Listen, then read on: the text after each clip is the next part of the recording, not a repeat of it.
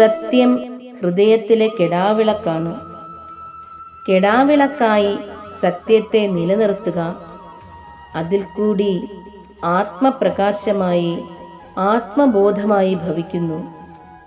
അഖണ്ഡ ജ്യോതിസായ ദൈവത്തിൻ്റെ പ്രകാശമാണ് ജീവചൈതന്യമായി നിലനിൽക്കുന്ന ആത്മബോധം.